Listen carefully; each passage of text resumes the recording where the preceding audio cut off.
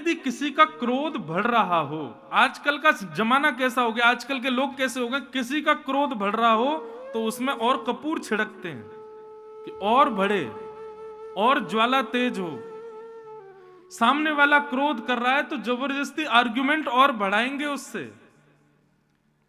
थोड़ा विचार करो, कोई क्रोध कर रहा है, चाहे पत्नी हो, चाहे पति हो, चाहे माता हो, पिता हो, भाई हो, दोस्त हो, कोई भी हो, अगर उसका क्रोध बढ़ रहा है, आप थोड़े से झुक जाओ उसके आगे। ठीक है, आपको पता है कि ये गलत है, लेकिन अभी क्रोध में बात करने से बढ़ेगी बात, इसलिए अभी पहले इसको शांत करो। तो शांत के लिए क्या करें, बड़े लोगों के सबसे नाजुक स्थान होता है उनके पैर, पकड़ लो, झुक जाओ, और जैसे ही क्रोध शांत हो जाए तब बैठ के अपनी बात रखो। हम क्या करते हैं, मां नाराज हो रही है तो मां से और आर्ग्यूमेंट करेंगे और ज्यादा चढ़ेंगे उसके ऊपर, वही बात खराब होती है। आप लोग कहेंगे महाराज जी गृहस्थाश्रम में पत्नी नाराज हो तो पति को भी ऐसे ही करना चाहिए, कर लो, क्या बुराई है। थोड़ा ने शांत हो जाओ, सुन लो। अग्नि के लिए एक को तो जल बनना पड़ेगा ना, अब दोनों ही अग्नि बन जाएंगे पूरा घर जल जाएगा। ठाकुर जी चरणों में गिर गए, बलराम जी का क्रोध शांत हो गया, और जैसे ही बलराम जी का क्रोध शांत हुआ तब ठाकुर जी बोले, क्यों इतना क्रोध कर रहे हो दाऊ दादा? लाला, ये तेरे भीम ने ठीक ना ही कियो, ये दुर्योधन की जंघा पे प्रहार कैसे कियो, यानी नाभि से नीचे प्रहार करनो मना है धर्म युद्ध में, यानी क्यों कियो? या कुछ छोड़ूंगा नहीं मैं, तू पक्षधर होगो, मैं पक्षधर नहीं हूं, मैं अभी हल मूसल से या को वध कर दूंगा। ठाकुर जी बोले क्यों, नाभि से नीचे प्रहार करने पर आपको इतनी पीड़ा क्यों हुई? बोले धर्म विरुद्ध है। अच्छा, ये धर्म विरुद्ध है? बोले हाँ। और भरी सभा में द्रौपदी को निर्वस्त्र करना वो धर्म विरुद्ध नहीं था भैया? उसमें आप, तब तो मैंने आपका क्रोध नहीं देखा, तब तो मैंने नहीं देखा कि आप हलमूसल लेकर के आए दुशासन के हाथ काटने के लिए, तब तो आप नहीं थे उस सभा में। बलराम जी मौन हो गए। बोले भरी सभा में एक अबला नारी को निर्वस्त्र कर रहे थे ये कौरव,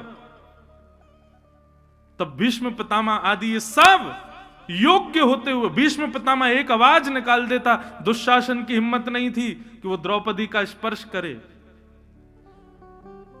लेकिन आप सब योग्य होते हुए भी शांत बैठे रहे। और आपको देख के तो मुझे आश्चर्य हो रहा है कि आप क्यों नहीं आए तब? आप इतने धर्म के बड़े रक्षक बन रहे हैं, आपको भी तो पता था कि दुर्योधन दुशासन द्रौपदी को निर्वस्त्र कर रहे हैं, क्यों नहीं आए आप तब? और आज उसी दुर्योधन की जंघा पर प्रहार हुआ तो आप कह रहे हो कि धर्म विरुद्ध है। भैया हमारी एक बात सुन लीजिए, ऐसे धर्म विरोधी जो स्त्रियों का सम्मान नहीं करते, ऐसे धर्म विरोधी जो भरी सभा में एक अबला नारी के ऊपर अत्याचार करते हैं, ऐसे धर्म विरोधी जो गौ हत्या करते हैं, ऐसे धर्म विरोधी जो माता पिता का अपमान करते हैं, ऐसे धर्म विरोधियों के लिए यदि धर्म विरुद्ध कुछ करना पड़े तो वह भी धर्म है। ऐसे धर्म विरोधियों के इनके लिए हम ये विचार करेंगे कि धर्म का पालन हो, ऐसे धर्म विरोधियों के लिए। जब द्रौपदी के चीर हरण कर रहा था ना दुर्योधन, तब भीम ने प्रतिज्ञा ली थी। दुर्योधन बार बार कह रहा था दुशासन जल्दी निर्वस्त्र कर दो इसको, मेरी जंघा पर बैठा दो। तब दुर्योधन ने प्रतिज्ञा ली थी, तेरी जंघा पर द्रौपदी नहीं, एक दिन मेरी गदा विराजेगी। और आज दुर्योधन ने, आज भीम ने अपनी प्रतिज्ञा पूरी की। बलराम जी का क्रोध शांत हो गया, क्षमा मांगी। ठाकुर जी ने हृदय से लगा, नहीं भैया आप बड़े भैया हैं हमारे, बस मैं एक बात कहना चाहता हूं कि ऐसे धर्म विरोधियों के लिए धर्म के विरुद्ध भी जाना पड़े तो वह भी धर्म है। भगवान पांडवों को लेकर के चले गए। मैं एक कथा में एक प्रसंग कभी कभी कहा करता हूं कि पांडवों की इतनी रक्षा क्यों की ठाकुर जी ने? ऐसा क्या है पांडवों के पास?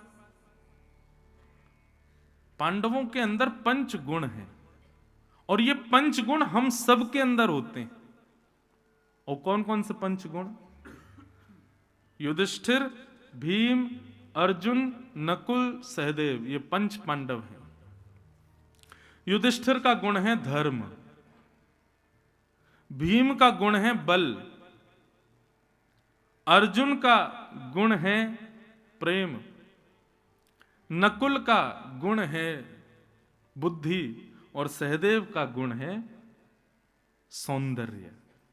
ये पंच गुण या फिर इन पांचों में से कोई भी एक गुण हम सबके अंदर होता है। बहुत सावधानी से सुनिए सब लोग। धर्म, बल, प्रेम, बुद्धि और स्वरूप। हम आप सब लोग जो यहां बैठे हैं, किसी के अंदर धर्म की मात्रा होगी ज्यादा, किसी के अंदर बल होगा। बल का मतलब शारीरिक नहीं, धन बल भी हो सकता है, शरीर बल भी हो सकता है, किसी भी प्रकार का बल। धर्म, बल, प्रेम, बुद्धि और सौंदर्य, ये पंच गुणों में से कोई ना कोई एक गुण, या किसी किसी में ये पांचों गुण भी होते हैं। परंतु ये पांचों गुण बंधुओं कौरवों के पास भी हैं। कौरवों के पास भी धर्म है। भीष्म पितामह बहुत बड़े धर्मावली हैं। भीष्म पितामह बल के रूप में दुर्योधन है। दुर्योधन कम बलवान है, बहुत बलवान था। कर्ण कम बलवान है, बहुत बलवान था। कौरवों में भी प्रेमी है, कौरवों के पास भी बुद्धि है, कौरवों के पास भी स्वरूप है। ये पंचगुण पांडवों के अलावा कौरवों के पास भी है, लेकिन पांडवों के पास दो एक्स्ट्रा चीज है जो कौरवों के पास नहीं है। और वो क्या है? द्रौपदी और कृष्ण। द्रौपदी का गुण क्या है? द्रौपदी का गुण है दया, और श्री कृष्ण का गुण है ज्ञान। मतलब ये पंच गुण हमारे पास हैं, लेकिन दया रूपी द्रौपदी और ज्ञान रूपी कृष्ण नहीं है, तो हम ही कौरव हैं। महाभारत युद्ध में हम परास्त हो जाएंगे। इसलिए आपके पास जो भी गुण है उसको सजोइए, लेकिन उसका श्रृंगार इन दो एक्स्ट्रा गुणों से कीजिए, ज्ञान और दया। बिना दया के ज्ञान आएगा ना तो भी अहंकार आ जाएगा। ज्ञान के साथ भी दया होने की जरूरत है, धर्म के साथ भी दया हो, बल के साथ भी दया हो। इसीलिए 5 पांडवों की एक पत्नी द्रौपदी है। द्रौपदी कोई स्त्री नहीं, उसका गुण है दया। तो इस चीज को याद रखिएगा, दया और ज्ञान, इन दो का होना बहुत जरूरी है। तभी आप महाभारत युद्ध जीत पाओगे। तो पांडवों के इसलिए रक्षक बने ठाकुर जी, क्योंकि पांडवों के पास दया है।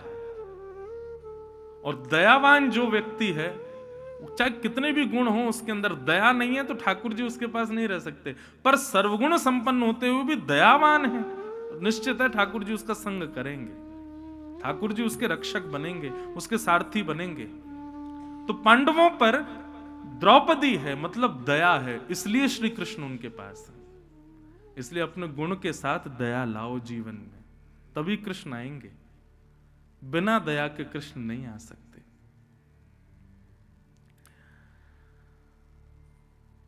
महाभारत युद्ध पांडव जीत गए, परंतु दुर्योधन ने अर्धरात्रि में अश्वत्थामा को भेज दिया, जाओ सोते हुए पांडवों को मार दो, कैसे भी मैं इनको मरा देखना चाहता हूं। अश्वत्थामा मारने के लिए आया, लेकिन भगवान 5 पांडवों को लेकर कहीं और चले गए। द्रौपदी के 5 पुत्र सोते रह गए, अंधेरे के कारण देख नहीं पाया, और सोते हुए निर्दोष बालकों को मार दिया। प्रातःकाल होते ही पांडवों में मातम छा गया। द्रौपदी रुदन करने लगी। अर्जुन प्रतिज्ञा लेने लगा, जिसने भी बालकों को मारा मैं उसको जीवित नहीं छोड़ूंगा, ये मेरी प्रतिज्ञा है। भगवान बोले, अर्जुन प्रतिज्ञा मत लो। क्यों? क्योंकि तुम अभी क्रोध में हो। क्रोध में व्यक्ति प्रतिज्ञाएं लेता है, क्रोध में व्यक्ति जब निर्णय लेता है तो वो निर्णय सदा उसका घातक ही होता है। क्रोध में आप चिल्ला लीजिए, क्रोध में कुछ भी कर लीजिए, लेकिन क्रोध में कभी भी कोई निष्कर्ष मत लीजिएगा, कोई निर्णय मत लीजिएगा। इतना आप ध्यान रखो। माता पिता भाई बंधु बालक जो भी यहां बैठे हैं, क्रोध सबको आता है भैया, क्रोध से कोई नहीं बच सकता। लोग बाग के ये भी पूछते हैं, महाराज जी ऐसा कोई उपाय बताओ कि क्रोध कम हो, क्रोध हमको नहीं आवे। इसका कोई उपाय नहीं, सबको आएगा क्रोध। क्रोध सबको आता है, बस इतना कर सकते हो थोड़ी उसकी मात्रा कम ज्यादा हो जाएगी। अच्छा एक बात बताऊं, आध्यात्मिक व्यक्ति को आता है क्रोध, लेकिन उतना नहीं आता, क्योंकि आध्यात्मिक व्यक्ति को बहुत जल्दी फर्क नहीं पड़ता। क्रोध भी उसी को ज्यादा आता है जिसको बहुत जल्दी फर्क पड़ता है छोटी छोटी चीजों से। जिसको बहुत छोटी छोटी चीजें भी परेशान कर देती, क्रोध उसी को ज्यादा आता है। लेकिन आध्यात्मिक जब व्यक्ति होता है, भक्ति के पथ का जब अनुगामी होता है, तो बहुत छोटी चीजें भी उसके हृदय पर ज्यादा प्रभाव नहीं डाल पाती। इसलिए थोड़ा भजन मार्ग, थोड़ा भक्ति मार्ग इसको अपनाओ। धीरे धीरे क्या होगा, क्रोध जो छोटी छोटी बातों पे आता था वो आना कम होगा। अभी सांसारिक व्यक्ति को तो नमक तेल से भी क्रोध आ जाता है, क्यों नमक कम है, क्यों नींबू कम है। लेकिन एक आध्यात्मिक व्यक्ति को कुछ भी प्रदान कर दो, वो फिर भी प्रसन्न रहता है, उसको जल्दी क्रोध नहीं आता। क्रोध में कभी निर्णय नहीं लेना चाहिए, इंतजार करो क्रोध शांत हो जाए फिर कोई निर्णय लो।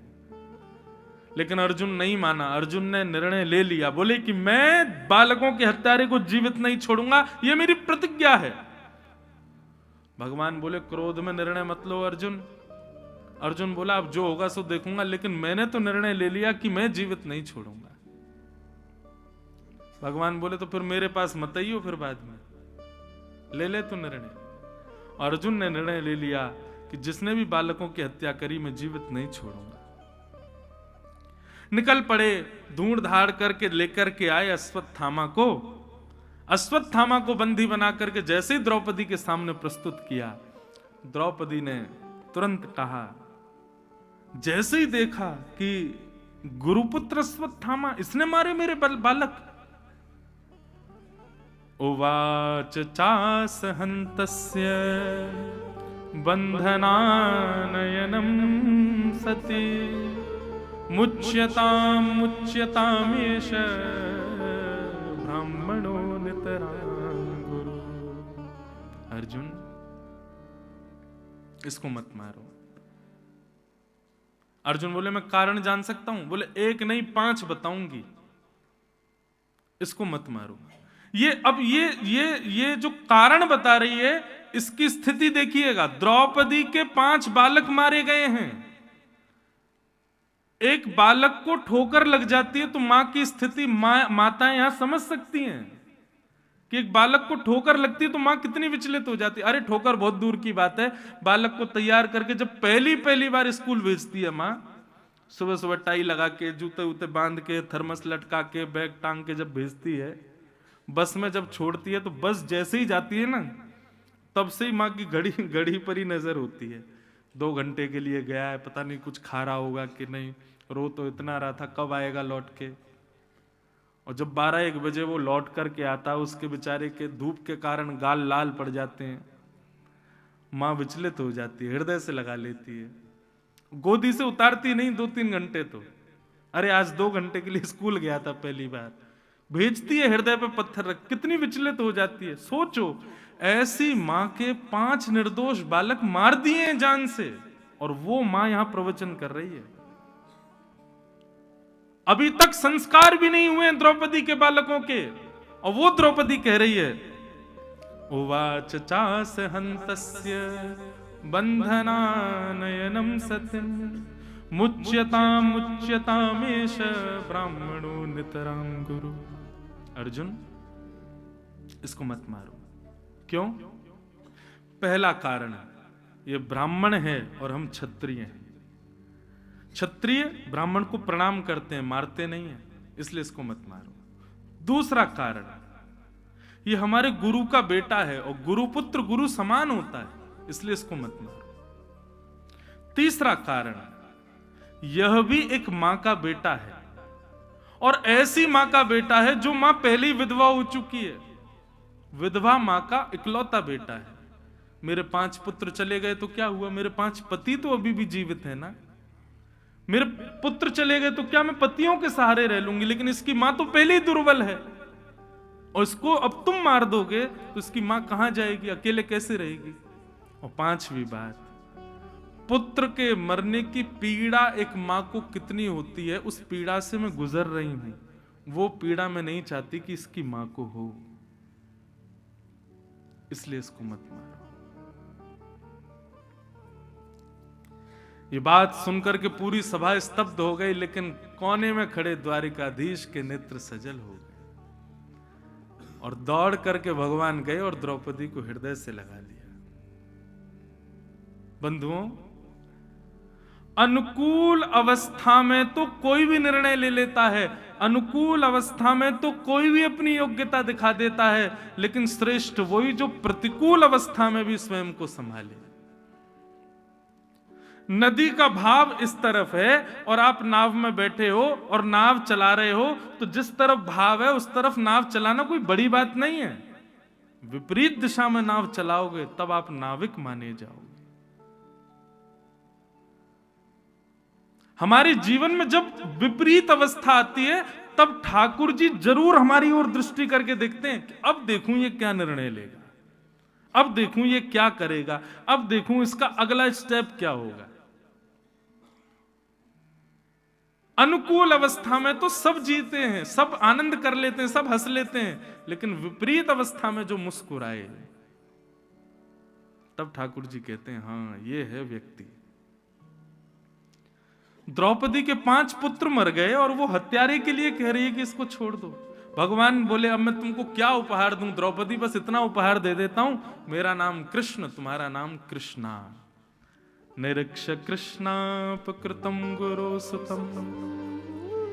भगवान ने द्रौपदी का नाम कृष्णा रख दिया। इसीलिए मैं कथाओं में कहा करता हूं, महामंत्र में हरे कृष्ण बोला करो। हरे कृष्णा आप जब बोलते हो तो द्रौपदी को याद कर रहे हो, हरे कृष्ण, क्योंकि कृष्णा द्रौपदी का नाम है। बाकी कई लोग कहते हैं महाराज जी अब कृष्णा बोलते आए अभी तक तो हमने इतने लाख जाप कर लिए तो क्या सब नहीं। भाव कुभाव अनख आलस हूं, नाम जपत मंगल दिस दस हूं। आपने कुभाव से बजाओ चाहे भाव से बजाओ, आपके भाव तो कृष्ण के लिए थे तो कोई गलती नहीं है, पर अब जब पता चल गया तो सुधार लो। कृष्णा नहीं कृष्ण बोलो। कृष्णा तो द्रौपदी का नाम, भगवान ने अपना नाम दे दिया द्रौपदी को, हृदय से लगा लिया। द्रौपदी के निर्णय में 5 बातें हैं, धर्मम न्यायम सकरुणम निर्विलीकम समम महत। हर व्यक्ति को निर्णय लेते समय इन 5 बातों को याद करना चाहिए। सबसे पहली बात, मैं जो निर्णय ले रहा हूं वो अधर्म तो नहीं, धर्म का आदर्श होना चाहिए, धर्म। दूसरी बात, मैं जो निर्णय लूं उससे दोनों पक्षों को न्याय मिलना चाहिए। तीसरी बात, मेरे निर्णय में करुणा होनी चाहिए, मतलब दया होनी चाहिए। चौथी बात, मेरे निर्णय में समत्व होना चाहिए, पक्षपात नहीं होना चाहिए। और मेरे निर्णय में महत्व दिखना चाहिए निर्णय का, सबको लगे कि हाँ ये बिल्कुल सही निर्णय था। ये 5 बातों का ध्यान रख करके व्यक्ति को निर्णय लेना चाहिए। द्रौपदी ने कहा कि इसको मत मारो। अर्जुन अब सोच रहा है मैं क्या करूं। युधिष्ठिर की ओर देखा तो युधिष्ठिर बोले मैं भी द्रौपदी के पक्ष में हूं, मत मारो। नकुल सहदेव बोले हम भी द्रौपदी के पक्ष में। भीम बोले कि नहीं अर्जुन तू छोड़ दे, मैं मार दूंगा इसको, पर इसके तो वध होना ही चाहिए, बालकों का हत्यारा है। जब सब जगह से कोई भी निर्णय नहीं मिल पाया तब भगवान की ओर देख, यहां पर स्पष्ट लिखा है आलोक्य वदनम सख्य। कोने में खड़े हुए कृष्ण की ओर जब अर्जुन ने देखा तो भगवान ने अपनी मुंह फेर लिया, बोले अब क्यों आ रहा है मेरे पास। अर्जुन इधर आया तो भगवान ने इधर मुंह कर लिया, इधर आया तो ठाकुर जी इधर। बोले ऐसे मत करो ना, बोले मैं मना कर रहा था ना, क्रोध में निर्णय मत ले, फिर आएगा मेरे पास। एक बात कहें बंधुओं, जब भी हम जीवन में कुछ ऐसे असमंजस में जब पड़ते हैं ना, तब एक इनर वॉइस अंदर से आती है, करो, नहीं नहीं ये ठीक नहीं, मत करो। अब पहचानना हमको है कि इनमें से ठाकुर जी की आवाज कौन सी है। और ये पहचान कब होती है? जब आप गुरुजनों के आश्रय में रहते हो, जब आप कथाएं श्रवण करते हो, सत्संग करते हो, तो आपके अंदर से एक पूर्ण विश्वास आ जाता है एक बात के प्रति कि ये ठाकुर जी की आज्ञा है, ये मुझे नहीं करना है, ये ठाकुर जी आज्ञा कर रहे हैं। और उस समय भी हम ठाकुर जी की आज्ञा ना मान के जब हम करते हैं, तब फिर जाते हैं, हे भगवान ये क्या हो गया, हे राधा रमन लाल में तो बहुत बड़ा अपराध हो गया। भगवान कहेंगे तब मैं बोल रहा था कि मत करो, तुमने नहीं मानी मेरी, अब फंस गए। इसलिए भगवत आज्ञा आपको पता चले, उसके लिए भी आध्यात्मिक पथ होना बहुत जरूरी है। भगवान बोले अर्जुन मैं पहले मना कर रहा था, तूने मेरी नहीं मानी और निर्णय ले लिया, अब क्यों आया मेरी शरण में? बोले भगवान कृपा करो, बताओ मैं क्या करूं? ठाकुर जी बोले जो कहूंगा सो करेगा? बोले बिल्कुल बिना विचार किए करूंगा। भगवान बोले अब तू और फंस गया, क्योंकि मैं ऐसा निर्णय देने वाला हूं कि तू और असमंजस में आ जाएगा। और भगवान ने क्या निर्णय दिया? ब्रह्म बंधुर न हंतव्य आतताई बधारण। एक बात कहें भैया हाथ जोड़ के, या तो श्री कृष्ण की शरण में आना नहीं, और यदि आ गए हो तो सदैव याद रखना अंतिम श्वास तक पहेली खेलते ही रहेंगे आपके संग। सीधे सीधे तो काम कभी ठाकुर जी करते ही नहीं है। कुछ ना कुछ आपको कहीं ना कहीं से आपका अहम मरता ही रहेगा, ऐसा कुछ ना कुछ होता ही रहेगा आपके साथ, और ये ठाकुर जी की लीला है। अर्जुन को क्या निर्णय दिया भगवान ने? बोले ब्राह्मण कैसा भी क्यों ना हो अर्जुन, उसको मारना नहीं चाहिए, और बालकों का हत्यारा कोई भी क्यों ना हो उसको छोड़ना नहीं चाहिए। तेरे हाथ में, अब तू कर जो तुझे करना है। अर्जुन बोला मैं आधा पागल था पहले, अब मैं पूरा हो गया हूं। ये कैसा निर्णय दिया है आपने? ब्राह्मण है इसलिए इसको मारना नहीं है, और बालकों का हत्यारा इसलिए इसको छोड़ना नहीं है, मैं क्या करूं नाथ? भगवान बोले अब तूने कहा था करिष्ये वचनम तव, आप जो कहोगे मैं करूंगा, कर। इसलिए भैया पहली आज्ञा ही मान लो ठाकुर जी की, दोबारा आज्ञा लेने के लिए जाओगे तो ठाकुर जी फंसाएंगे। जैसे हम लोग अपने लाल जी के साथ में कभी कभी क्या करते हैं कि कोई हमको बात पूछनी होती है ना, तो हम पर्ची उछालते हैं ठाकुर जी के आगे, 4 पर्ची बना देंगे और अपने ठाकुर जी के आगे चारों पर्ची रख देंगे, और रात भर वो पर्ची ठाकुर जी के शयन शैया पे रखी रहेंगी कि लाल जी रात भर में निष्कर्ष दे देना क्या करना चाहिए। सुबह हमारा हाथ उसी पर्ची पर जाए जो आपकी आज्ञा हो। सुबह जब ठाकुर जी का श्रृंगार होता है तो एक पर्ची खोलते हैं। अब देखो मन में तो हमारे चल रहा था कि ये काम हमको करना है, पर ठाकुर जी के सामने से जैसी पर्ची हटाई उसमें आ गया नहीं करना है। अब नहीं करना ये तो ठाकुर जी की आज्ञा, लेकिन मन कह रहा है कि करना है। अब हम ठाकुर जी को देख रहे हैं। कभी कभी क्या होता है तो मैं क्या करता हूं, अच्छा चलो ठाकुर जी एक बार, आप शायद ये कहना चाह रहे हो कि 3 बार उछाल, 2 वोट जहां है उसको मानियो। तो कई बार हम ऐसा सोचते हैं कि लाल जी भी कहते अच्छा बेटा तू उछाल। अब तो जब दूसरी बार उछालूंगा तो क्या आएगा, हाँ करना है। अब और फंस गए, अब तीसरी बार में क्या आएगा, और तीसरी बार जब उछालते हैं तब फिर आ जाता है हाँ करना है। तब मैं समझ जाता हूं अब तो ये पक्का कह रहे हैं नहीं करना है, क्योंकि 2 वोट जहां गए वो काम नहीं, ठाकुर जी मना कर रहे हैं, पहली आज्ञा जो थी उसी को मानो। तो भैया श्री कृष्ण बड़ी पहेली हैं, इनकी शरण में आओ तो बहुत सोच समझ के आना, क्यों पूरा जीवन पहेली बना देंगे आपकी। पर वो आनंद है, वो सुख है, वो प्रेम वो बरसाते हैं, आपका कभी पद भ्रष्ट आपको होने नहीं देंगे। वो खेलेंगे आपके साथ, आपको परेशान करेंगे, पर आपको कभी गिरने नहीं देंगे। ये श्री कृष्ण का प्रमाण है। मुझे एक कथा याद आती है, एक बलराम दास नाम का भक्त था भगवान का, श्री जगन्नाथ जी के आगे रोज पद गाता था। उसके अब तो उस अप्सरा के संग रहने लगे, उसी के संगी घूमने लगे, उसी के संग समय व्यतीत करने लगे। पूरी जगन्नाथपुरी में हल्ला मच गया, बलराम दास जी का उस अप्सरा से संबंध है। इस बार पुजारियों ने मंत्रणा की, बोले कि अब की बार की जो जगन्नाथ यात्रा होगी उसमें बलराम दास की सेवा नहीं लेंगे हम। क्यों? अरे पदभ्रष्ट हो गया, अप्सरा का संग करता है, वैश्या का संग करता है, ऐसे व्यक्ति का हम लोग ठाकुर जी के सामने पदगायन करवाएंगे? सब जगह उसके नाम लेकर के सब लोग अवहेलना करते हैं उसकी। आज रथ यात्रा का समय था और बलराम दास जी उस वैश्या के साथ उसी के कक्ष में थे, लेकिन आज प्रातःकाल जैसे ही उठ करके बलराम दास जी थोड़ा विचार करने लगे तो उनको पूरे जीवन का दृश्य दिखाई दिया और उन्होंने अनुभव किया कि अब मेरी भक्ति कहां चली गई। मैं कहां जगन्नाथ जी को रिझाने के लिए गाता था, अब मेरा गायन वादन सब कुछ इसकी प्रसन्नता के लिए हो गया है। उस समय अपने आप से आत्मग्लानि होने लगी बलराम दास जी को, घुटनों के बल बैठ गए, जगन्नाथ जी से क्षमा मांगने लगे, मुझसे बहुत बड़ी गलती हो गई भगवान, मुझे आपने इतना सामान्य दे दिया, मुझे इतना सामिप्य दे दिया, मैंने उस सामिप्य की अवहेलना कर दी, मैंने उस सामिप्य के गुण को नहीं समझा, मैंने उस सामिप्य के योग्यता की दुरुपयोग किया। रोते रोते जैसे ही जगन्नाथ रथ यात्रा की ओर जाने लगे, पुजारियों ने पहले ही उनको हटा दिया, बोले अब तुम्हारी सेवा जगन्नाथ जी स्वीकार नहीं करेंगे, तुम पदभ्रष्ट हो गए हो।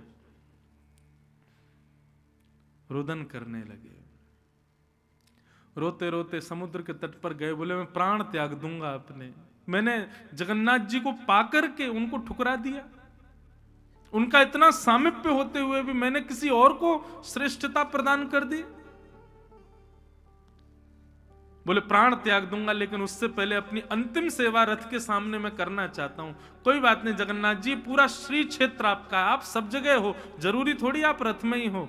तभी एक बालू का रथ बनाया और रथ बना करके उसमें बालू के ही जगन्नाथ जी बिठा दिए और हर वर्ष जो रथ यात्रा के सामने गाते थे वो आज बालूका के रथ के सामने गाने लगे। स्थिति यह हुई कि जैसे ही असली रथों को खींचना प्रारंभ किया, सुभद्रा जी का रथ चला गया, बलराम जी का रथ चला गया, लेकिन जैसे ही जगन्नाथ जी का रथ खींचा, लाखों लोग खींच रहे थे लेकिन रथ नहीं बढ़ा आगे। श्रेष्ठ जनों ने, राजाओं ने, पुजारियों ने, सबने जाकर के जगन्नाथ जी को प्रणाम किया। सब लोग सावधानी से सुनो। हे महाप्रभु, हमसे कोई अपराध हो गया, आज आपका रथ आगे नहीं बढ़ रहा है। तभी जगन्नाथ जी ने राजा को स्वप्न दिया और कहा, बोले आज हम इस रथ में नहीं बैठे हैं, हमारा रथ तो आज समुद्र के तट पर बलराम दास ने बनाया, हम उसी रथ में बैठे हैं, हमारी यात्रा तो वहां चल रही है। और सबने जाकर के जब देखा तो वहां समुद्र के तट पर बालूका के रथ के सामने बलराम दास जी नाच रहे थे और वो रथ बिना खींचे ही अपने आप चल रहा था। कहने का अभिप्राय क्या है? बलराम दास जी अपने पद से गिर गए, अपनी स्थिति से गिर गए, लेकिन ठाकुर जी ने फिर भी उनको संभाल लिया, फिर भी उनको स्वीकार किया। सबने ठुकरा दिया लेकिन ठाकुर जी नहीं छोड़ते। श्री कृष्ण के आश्रय में आने में परेशानी कोई नहीं है, बस ये थोड़ा भय बना रहेगा, कब क्या कर दें कुछ पता नहीं है, लेकिन एक प्रसन्नता यह है कि कितना भी बड़ा पहाड़ गिर जाए वो आपका त्याग कभी नहीं करेंगे, वो आपको कभी नहीं छोड़े। नमे भक्त्या प्रणश्यति, गीता में भगवान कहते हैं मैं अपने भक्त का कभी पतन नहीं होने देता, मैं उसको कभी नहीं गिरने देता।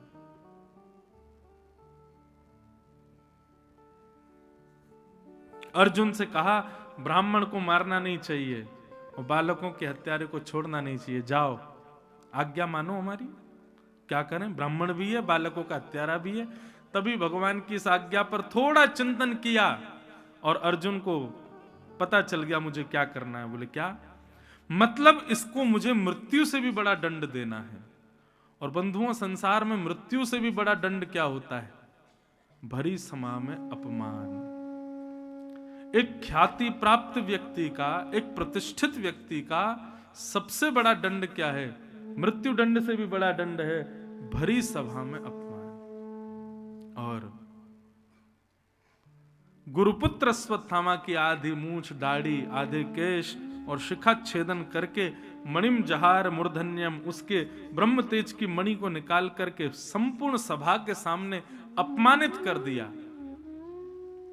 भगवान की ओर अर्जुन ने देखा, भगवान बोले हाँ यही है।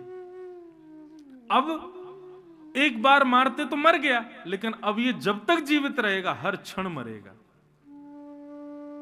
हर क्षण अपमान की ज्वाला में जलेगा, लेकिन मर नहीं पाएगा। यही सबसे बड़ा दंड था इसके लिए।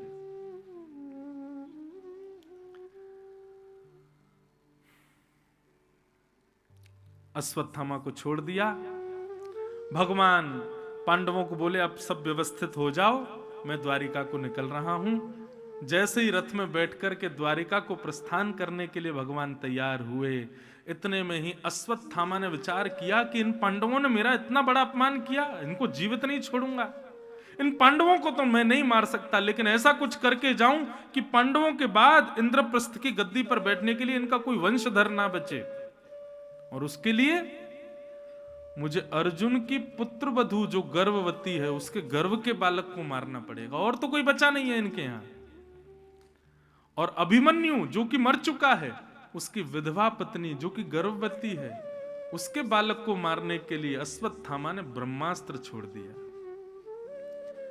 भगवान यहां जैसे ही द्वारिका की ओर आगे बढ़ने लगे, सब पांडव रुदन कर रहे थे। इतने में ही वहां आर्तनाद करती हुई कि पाहि पाहि महायोगिन देव देव जगतपते नान्यम तद्भयं पश्ये यत्र मृत्यु परस्परम। दोनों भुजाएं उठाकर के दौड़ी द्वारिकाधीश की ओर और कहा कि हे नाथ, केवल आप ही जगतपति हो। पति शब्द का अर्थ होता बंधुओं रक्षक, रक्षा करने वाला। आप भगवान के नाम के आगे देखिए, हर नाम के आगे नाथ, बद्रीनाथ, द्वारिकानाथ, श्रीनाथ, रंगनाथ, जगन्नाथ। नाथ शब्द का अर्थ क्या होता है? रक्षक। भगवान जगतपति हैं, जगन्नाथ हैं, जग के रक्षक हैं। वो रक्षा नहीं करेंगे तो कौन करेगा? दोनों भुजाएं उठाकर के दौड़ी भगवान की ओर। हे नाथ मेरी रक्षा करो, हे जगतपति मेरी रक्षा करो। मैं भले ही मर जाऊं, लेकिन मेरे गर्भ के बालक को बचा लीजिए ना भगवान। वहां पर अर्जुन भी खड़े, युधिष्ठिर भी खड़े, भीम भी खड़े। चाहते तो किसी और के पास भी जा सकती थी, लेकिन उत्तरा और किसी के पास नहीं गई, सीधे ठाकुर जी के पास गई। मतलब और कोई मेरा रक्षक नहीं है नाथ, केवल आप। हमारे ऊपर विपत्ति आती है तो हम फिर भी बहुत सारे मार्ग ढूंढ के रखते हैं कि ये रक्षा, ये रक्षा, ये रक्षा। पर वैष्णव के लिए तो एक ही रक्षक है, हमारे ठाकुर जी, बस और कोई नहीं। और किसी से मुझे उपेक्षा नहीं, किसी की अपेक्षा नहीं।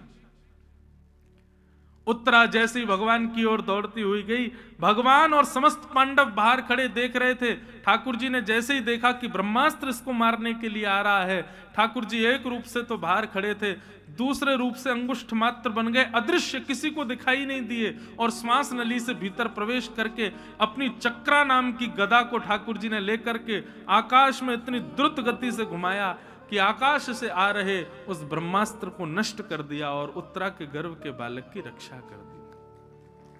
बोलो भक्तवत्सल भगवान की। ताली बजाने वाली बात यह नहीं कि ठाकुर जी ने रक्षा की, अब जो ठाकुर जी ने किया उस पर ताली बजनी चाहिए। क्या? जब उत्तरा के बालक की रक्षा हो गई और आकाश में ब्रह्मास्त्र नष्ट हो गया, तो सब लोग ठाकुर जी की जय जयकार करने लगे। द्वारिकाधीश की जय, बाल कृष्ण लाल की जय, भक्तवत्सल भगवान की जय। भगवान बोले अरे अरे अरे क्या कर रहे हो आप लोग? बोले भगवान आपने उत्तरा के बालक की रक्षा की, आपको दिखा कहीं? मैं कहीं गया? मैं तो आपके सामने खड़ा हूं। अरे मैंने रक्षा नहीं की है, ये उत्तरा के स्वयं के पातिव्रत बल ने, उत्तरा के भजन बल ने, उत्तरा के नैष्ठिक बल ने, उत्तरा के ही भजन धर्म ने उसकी रक्षा की है। जो व्यक्ति धर्म का पालन करता, भजन का पालन करता, आदि आदि सब क्रियाएं करता है, उसकी रक्षा स्वयं होती है। उसमें भगवान कोई पालक नहीं होते। मैंने रक्षा नहीं की है, जय जयकार करनी है तो उत्तरा की करो। उत्तरा के भजन ने उत्तरा की रक्षा की है। ये बात अच्छा नहीं, आपने बजा तो दी ताली, अब बताना क्यों बजाई? अरे भाई बात पूरी सुनो पहले। ताली इसलिए बजनी चाहिए कि ठाकुर जी का स्वभाव देखो। हमारा स्वभाव कैसा है? एक छोटी सी क्रिया करके भी पूरा श्रेय लेना चाहते हैं, लेकिन इतने विषम परिस्थिति में सब क्रिया करके भी वो श्रेय दूसरों को देते हैं। ये ठाकुर जी का स्वभाव है। और इस स्वभाव को दूर खड़ी देख रही थी कुंती। कुंती के नेत्र सजल हो गए। कुंती बोली, बहुत चतुर हो आप। ये चतुर बनना कोई आपसे सीखे नाथ। हाँ? उसके गर्व में जाके उसकी रक्षा करके आए हो, और पूरा श्रेय समाज को क्या दे दिया कि इसके भजन बल ने इसकी रक्षा की है। मैंने इसकी रक्षा नहीं की, मैं तो तुम्हारे सामने खड़ा हूं। ये नाथ, हम में एक लक्षण भी आ जाए ठाकुर जी का। मुझसे कोई पूछ रहा था कल परसों कि जीवन में व्यक्ति को आदर्श किसको मानना चाहिए। मैंने कहा भाई दुनिया में कोई आदर्श नहीं बन सकता। दुनिया में कोई आइडल बनाने योग्य कोई है वो हमारे ठाकुर जी, हमारे राधा रमन लाल जी। उन जैसा आदर्श कोई नहीं है भैया।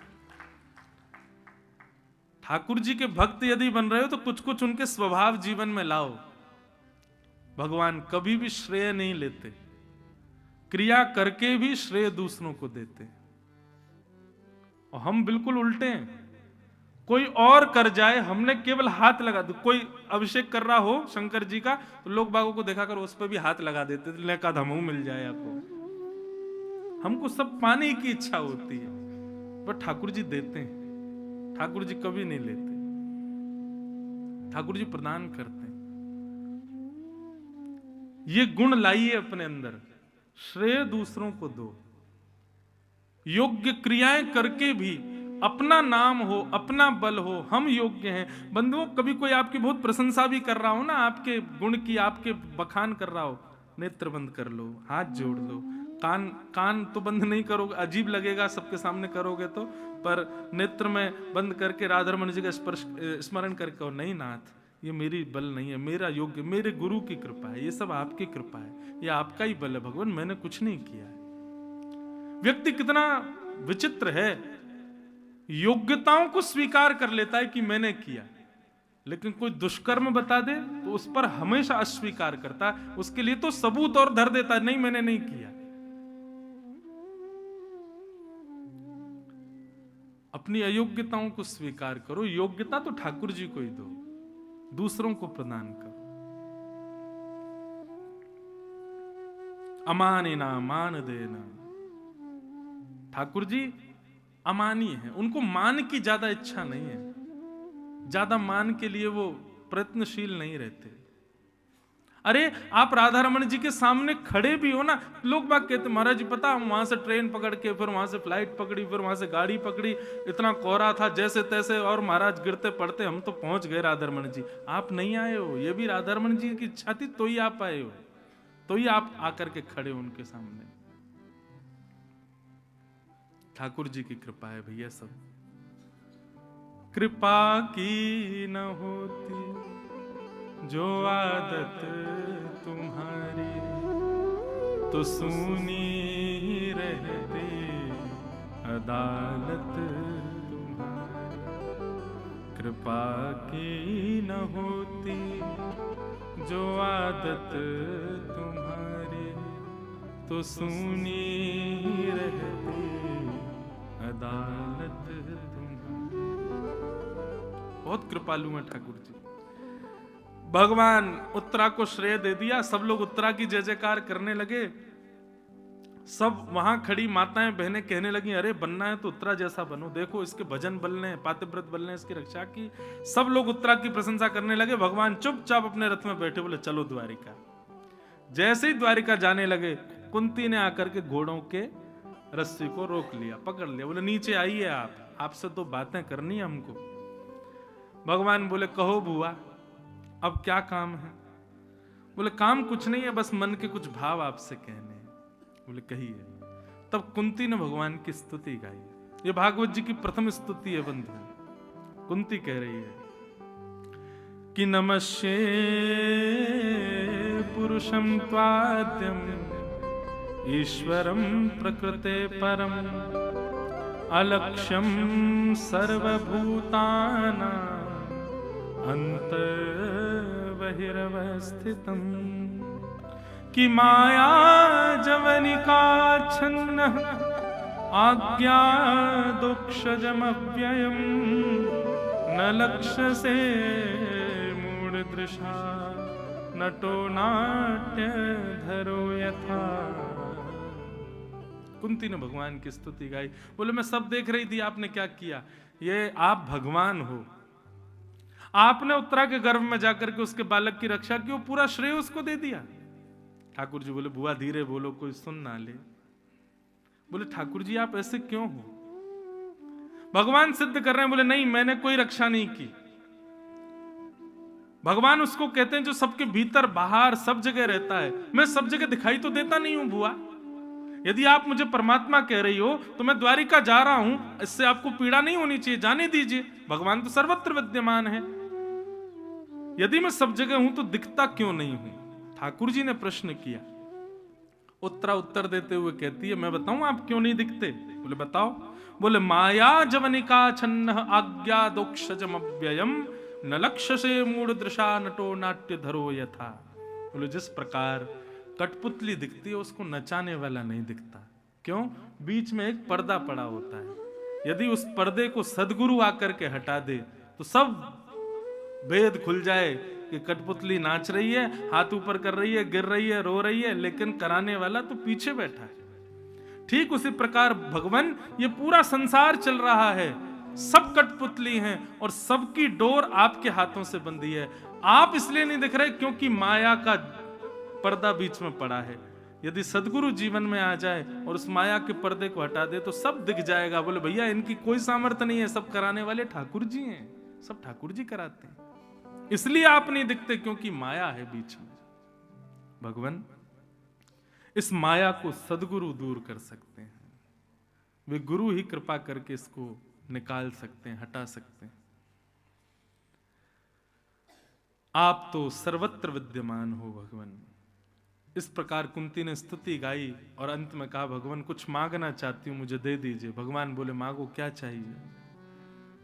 कि विपद संतु न सस्वत तत्र तत्र जगद गुरु भवतो दर्शनम यत्स्यात् अपुन भव दर्शनम।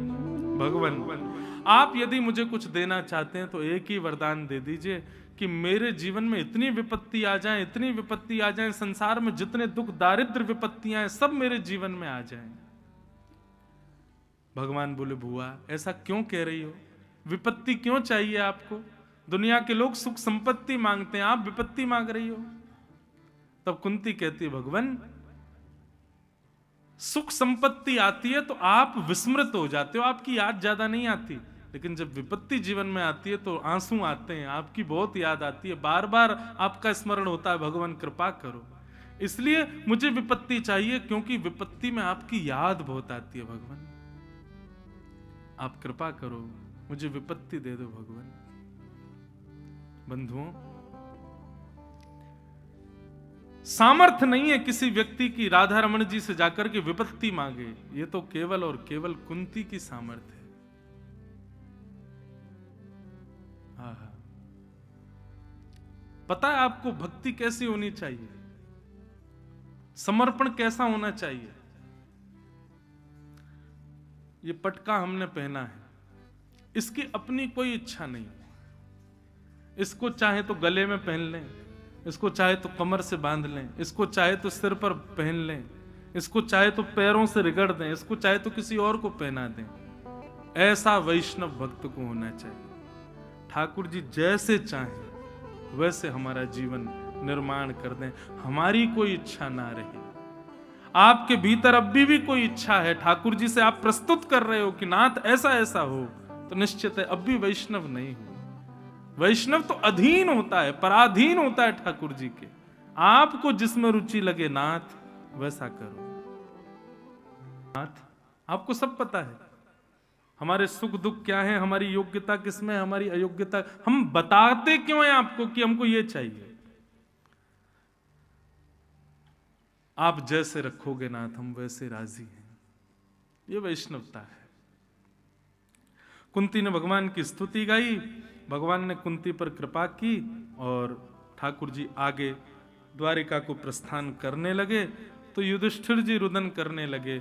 युधिष्ठिर जी के रुदन को देख करके भगवान फिर रुक गए, बोले अब तुम क्यों रो रहे हो? युधिष्ठिर बोले बालद्विज स्महन मित्र प्रत्य भात्र गुरुद्वह नमेश्या निर्यान मोक्षा यापी वर्षा युता युतई। मैंने कितने बालकों को अनाथ कर दिया, कितनी माताओं को विधवा कर दिया। मतलब एक तो होता है कि गलती करने से पहले सोचना कि मैं गलत तो नहीं कर रहा, और एक होता है गलती पूरी हो गई अब रो रहे हैं कि हमने गलत कर दिया। दोनों में कौन श्रेष्ठ है? गलती करने से पहले थोड़ा संभले कि कहीं मैं गलत तो नहीं कर रहा। जो अर्जुन को हुआ था, महाभारत युद्ध से पहले ही घबरा गया, भगवान के आगे बैठ गया, बोले प्रभु बताओ मैं क्या करूं। भगवान ने गीता का ज्ञान दिया और अर्जुन ने फिर युद्ध किया। पर युधिष्ठिर की स्थिति में तो उल्टा है, अब सब हो चुका, अब रोने से क्या फायदा। कहा होत पछताए जब चिड़िया चुग गई खेत। अब क्या करोगे? पर भैया ऐसी स्थिति में जब फंस जाओ, भगवान बोले अब तुमको दोबारा गीता नहीं सुनाऊंगा मैं, अब मैं चुप रहूंगा, मेरा वैष्णव भक्त बोलेगा। मतलब कोई आप क्रिया करने से पहले घबराहट हो तो ठाकुर जी के आश्रय में जाओ, ठाकुर जी आपको बताएंगे क्या करना है। पर क्रिया बिगड़ गई, अब ठाकुर जी के पास जाओगे तो लाठी पड़ेगी। अब किसके पास जाओ? अब तो किसी भक्त के पास जाओ, अब तो किसी वैष्णव संत के चरणाश्रित हो जाओ। वो अनुग्रह यदि कर दें, वो कृपा यदि कर दें तो बात बन सकती है। इस बहुत बड़ी बात है, इसको नोट कर लीजिएगा। अब संत के पास जाओ कि भगवान मुझसे अपराध हो गया है, मुझे ऐसा लगता है मैंने जो किया वो ठीक नहीं, अब मैं क्या करूं। इस स्थिति में जब युधिष्ठिर आए तब भगवान युधिष्ठिर को लेकर के भीष्म पितामह के पास गए। बाणों की सैया पर लेटे हैं भीष्म पितामह, रोम रोम में बाण लगाए भीष्म पितामह के, और ऐसी स्थिति में भगवान समस्त पांडवों को लेकर के भीष्म पितामह के पास गए। बंधुओं, मैंने बहुत विस्तार से भीष्म स्तुति बहुत बार कही है, अनेक बार उसका प्रवचन खूब विस्तार से किया है। आज उतना विस्तार नहीं करूंगा, पर भीष्म स्तुति से एक भाव सीखते हैं हम लोग, वो बात कहकर के मैं आगे चलूं। भीष्म पितामह, उनको इच्छा मृत्यु का वरदान था।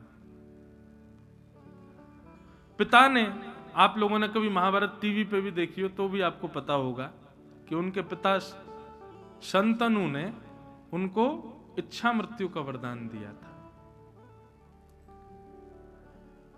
परंतु भीष्म पितामह ने इच्छा मृत्यु में कोई सांसारिक भाव ना रख के एक ही भाव रखा था, बोले मेरे प्राण कब निकले? जब द्वारिकाधीश मेरे सामने हो। ऐसी इच्छा मृत्यु उन्होंने जाहिर की।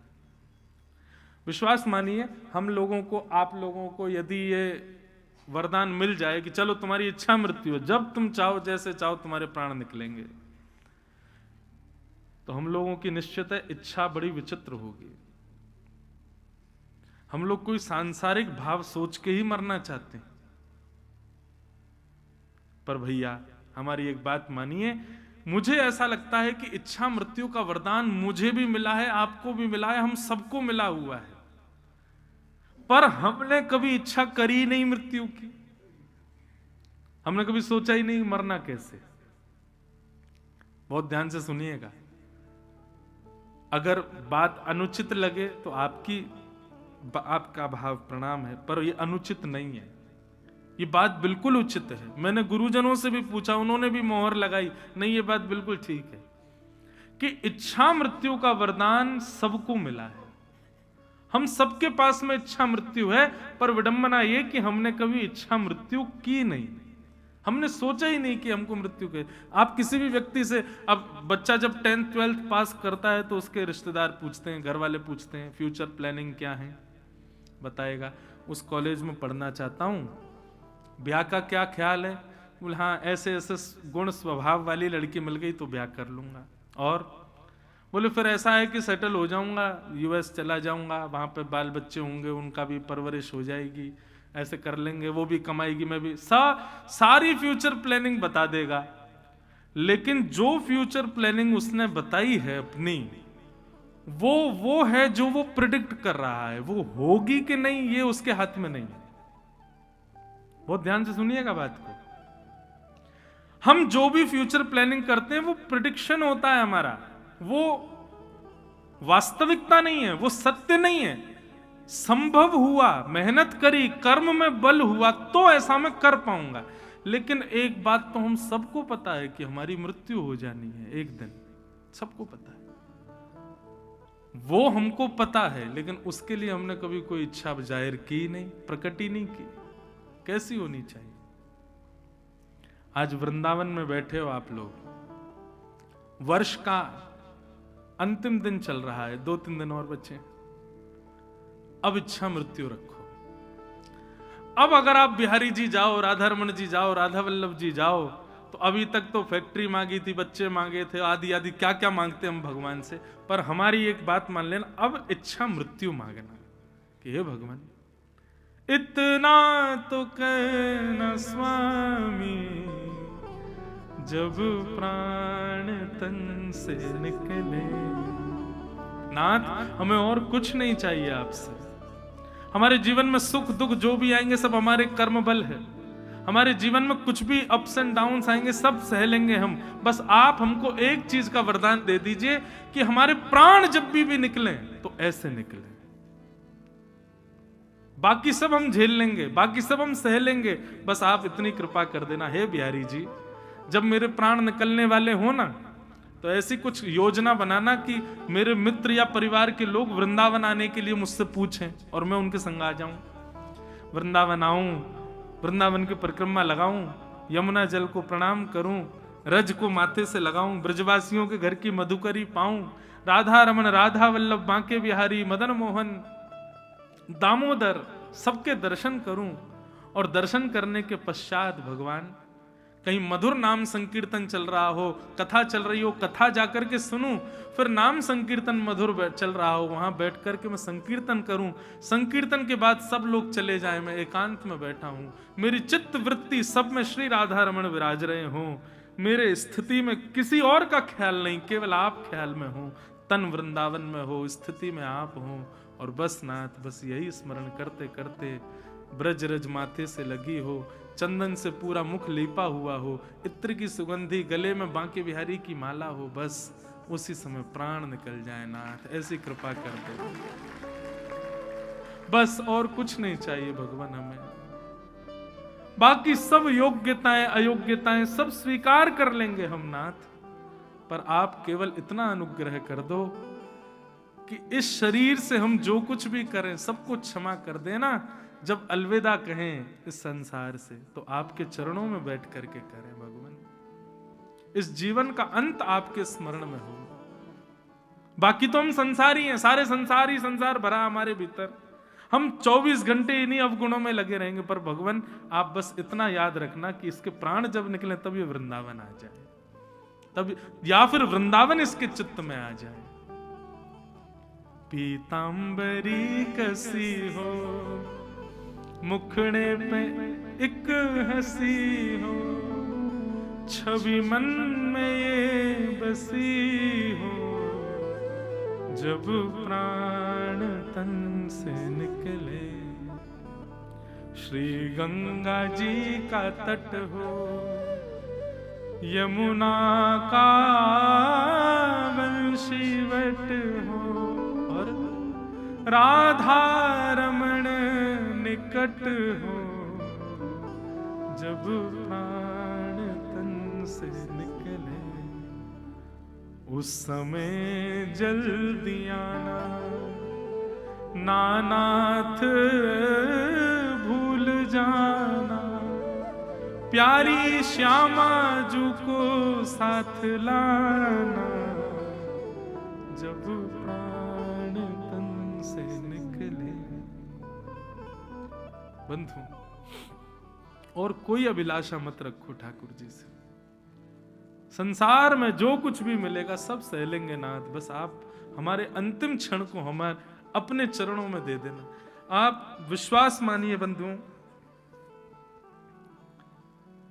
और तो मैं बालक ही हूं, ज्यादा कुछ तो बड़ी बड़ी बात नहीं करूंगा, पर मुझे ऐसा लगता है कि इस व्यासपीठ की इतनी योग्यता तो है, योग्यता तो बहुत है, पर व्यासपीठ पर बैठा एक बालक ही है ना, मैं तो अयोग्य ही हूं, पर हां इतनी योग्यता इस व्यासपीठ पर बैठ के मुझे भी मिल जाएगी कि ये अंतिम सत्य आप सब यदि अभी प्रेडिक्ट कर लोगे तो निश्चित पूर्ण होगा।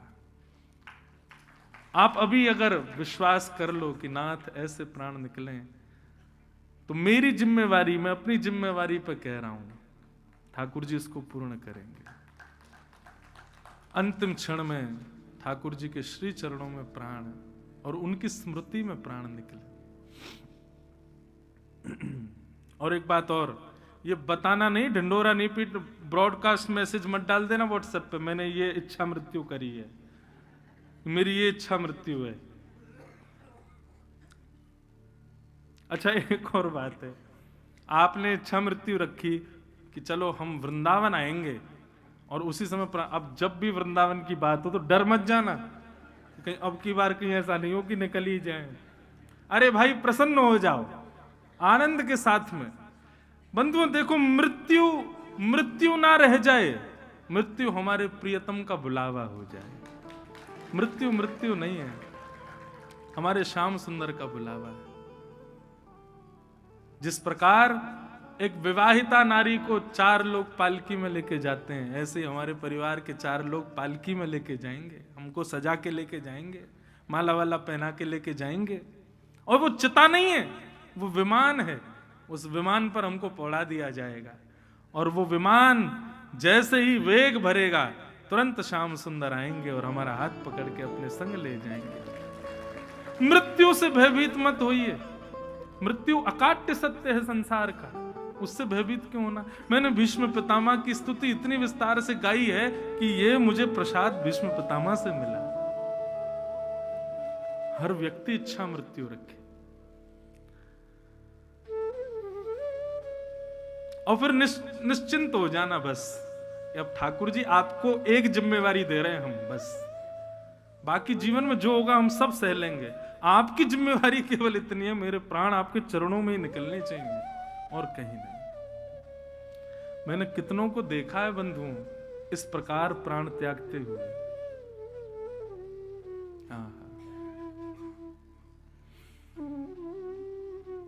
भीष्म पितामह ने बाणों की सैया पर लेटे, मृत्यु देवी सामने खड़ी है, बोले मैं आ जाऊं। भीष्म पितामह खबरदार, सामने खड़ी रहे, आना नहीं मेरे पास। बोले कब आऊं? बोले जब त्रिभंग लली श्याम सुंदर मेरे सामने आ जाएं, उनके कटाक्ष नेत्रों को मैं देख लूं, वो मधुर मुस्कुरा जाएं, उनसे 4 बातें मेरी हो जाएं, वो मेरे चित्त में रोम रोम में बस जाएं, बस उसी समय मेरे प्राण ले लेना। तब तक खड़ी रहना, मेरे पिता की आज्ञा है मुझे कि मुझे इच्छा मृत्यु है, तब तक मेरे प्राण नहीं निकलने चाहिए। वास्तव में तो भगवान कब के द्वारिका चले गए थे, लेकिन ये भगवान को बार बार रोका जो जा रहा था ना, ये मृत्यु देवी रोक रही थी। बोले आइए पहले भीष्म पितामह को दर्शन दो भगवान। अब ठाकुर जी जैसे ही आए, भीष्म पितामह के नेत्र सजल हो गए। त्रिभंग लली श्याम सुंदर शंख चक्र गदा पद्म धारण करके सामने खड़े हैं। मधुर पीतांबरी लहरा रही है, चंदन की सुगंधी आ रही है, मधुर ब्यार बह रही है, और सब धुंधुला दिख रहा है, केवल ठाकुर जी दिख रहे हैं भीष्म पितामह को। तभी पांडवों ने सोचा कहीं ये देखते देखते प्राण न त्याग दें, जाओ चरणों में बैठो इनके। पांडवों ने चरणों में प्रणाम किया और भीष्म पितामह ने उनको 5 धर्म बताए, दान धर्म, राज धर्म, मोक्ष धर्म, स्त्री धर्म और भगवत धर्म। दान धर्म बताया, बोले कि भैया दान सबसे बड़ा दान क्या है संसार में? दो दान सबसे बड़े हैं। एक तो अभयदान। अभयदान का मतलब है कि आपसे किसी को भय नहीं है, आपसे सब निर्भीक हैं। ये सबसे बड़ा दान अभयदान। और दूसरा दान है ज्ञान का दान। लेकिन ये ज्ञान का दान भी ऐसी सबको परोसते मत रहो, जो मिले उसको बैठ, आए सुन यहाँ पे बैठ, हम कथा सुन के आए हैं, तेरे को बताएं 4 बात। नहीं, जो योग्य हो उसी को बताओ। कथा इतनी बढ़िया जगह है कि यहां जिसको ज्ञान चाहिए होता वही जगह रहता, बाकी सो जाते हैं, बाकियों की आंखें लग जाती। ठाकुर जी अपने आप ही सुला देते, बेटा तुम सुने ही नहीं पाओगे इस बात को। लेकिन यहां से बाहर जाके थोड़ा विचार करना पड़ेगा, योग्य अयोग्य कौन है। तो दान धर्म।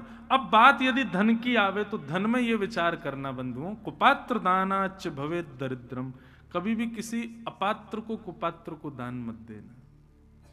दान सदैव उसको प्रदान करो जिससे लगता है कि हाँ गौ सेवा होगी, भगवत सेवा होगी। ब्राह्मणों को दान करो, वैष्णवों को दान करो, संतों को दान करो। दान धर्म बताया। राज धर्म बताया। ये राजा आपस में लड़ते झगड़ते रहते हैं, झूठ वूठ बोलते हैं, एक दूसरे के साथ गलत करते हैं, क्या इनको पाप लगता? नहीं, ये राज धर्म है। ये ऐसा नहीं करेंगे तो ये अपने राज शासन चला ही नहीं पाएंगे। तीसरा मोक्ष धर्म। मोक्ष धर्म के बारे में भीष्म पितामह कहते हैं कि भाई मोक्ष बिना हरि के भजन के प्राप्त नहीं होगा। कोई व्यक्ति सोचे कि मैं केवल जीवन जी लूं, अंतिम समय में भगवत स्मरण कर लूं, मोक्ष मिलेगा, नहीं, आपको जीवन भर भगवत स्मरण करना पड़ेगा, तभी अंतिम श्वास में भगवत स्मरण होगा। नहीं तो आप सोचते रहो अंतिम श्वास में ले लेंगे तो जन्म जन्म मुनि जतन कराई, अंत राम कही आवत नहीं। अंत में राम का नाम याद नहीं आता। इसीलिए तो मैं कह रहा हूं अंत को पहले ही बता दो ठाकुर जी को, क्योंकि अंत में ही भगवत स्मरण नहीं होता। स्त्री धर्म बताया। बोले कि भैया एक ही धर्म एक ही व्रत नयमा, काया वचन मन पति पद प्रेमा। और स्त्री धर्म के विषय में भागवत में कहते हैं भर्तु शुश्रूषणम स्त्रीणाम परो धर्मो यमाय तद बंधुनाम च कल्याणम प्रजानाम चानुपोषणम। स्त्री का धर्म है वो 3 लोगों को तारने के लिए जन्म लेती है। जन्म लेते ही पिता, ब्याह के बाद पति और जन्म देने के बाद पुत्र। 3 लोगों की जिम्मेवारी उसके ऊपर है। एक जगह बंबई में मेरी कथा हो रही थी तो एक माता, मैं यही विषय बोल रहा था स्त्री धर्म का, तो जैसे ही मैं मन से उतरा बोली मुझे आपसे बात करनी है। मैंने कहा मैया कल बात कर लेना, पर्ची पर लिख के दे देना या आ जाना हमारे निवास पे। तो आई आकर के महाराज बड़ी गुस्सा हुई मुझ पे। मैंने कहा क्या हो गया? बोले महाराज जी सारे ग्रंथ, सारे धर्म, उपनिषद, पुराण और ये आप सब सारे वक्ता, सारे संत महापुरुष, हम स्त्रियों को ही क्यों समझाते हो? कभी भी नहीं सुना कि किसी पुरुष को समझाया जाता हो। स्त्री समझे, स्त्री को ही समझना है, स्त्री के लिए ही सारी जगह पर लिखे जाते हैं स्त्रियां ऐसे रहें, ऐसे करें। पुरुष के लिए कभी क्यों नहीं कहते आप? भगवान की कृपा से, गुरु की कृपा से, हमारे पूज्य पिताजी महाराज की आज्ञा से बढ़िया उत्तर मन में तभी आ गया। ठाकुर जी कृपा कर देते हैं, कभी कभी ऐसे प्रश्नों के उत्तर बढ़िया आ जाते हैं। और मन में भाव क्या आया कि भाई जिम्मेवारी उसी को दी जाती है जो जिम्मेदार होता है, गैर जिम्मेदार को थोड़ी दी जाती है। बार बार संभलने और ये संभलने करने की बातें स्त्रियों को इसलिए दी जाती क्योंकि उनके ऊपर बहुत बड़ी जिम्मेवारी है। पुरुष तो गैर जिम्मेवार है, वो कोई जिम्मेवारी थोड़ी निभा पाता है। जिम्मेदारियां तो माताएं निभाती हैं, इसीलिए उनको समझाया जाता है। ब्याह जब होता है तो लड़का को कोई नहीं समझाता, लड़की को सब ऐसे रहना, ऐसे रहना, ये करना, वो क्यों? तुम्हारी जिम्मेवारी है भाई। माता घर से जाती है, 2 बेटे हैं, एक छोटा एक बड़ा, घर की चाबी और सारा रख रखाव बड़े को देके जाएगी। क्यों? बुद्धिमान है, ये ध्यान रखेगा। और छोटे को तो संग ही ले जाती, वो तू संग ही चल, घर रहेगा तो और उत्पात करेगा। तो जिम्मेवार जो होता है, जिम्मेदारियां उसी को दी जाती हैं। मेरी दृष्टि में, और मेरी नहीं सबकी दृष्टि में, माताएं बहुत जिम्मेवार है। पूरी सृष्टि की जिम्मेदारी उनके हाथ में है। पति की जिम्मेदारी, पिता की जिम्मेदारी, पुत्र की जिम्मेदारी, सबकी जिम्मेदारी है। इसलिए ही तो जिम्मेवारियां बताई जाती हैं।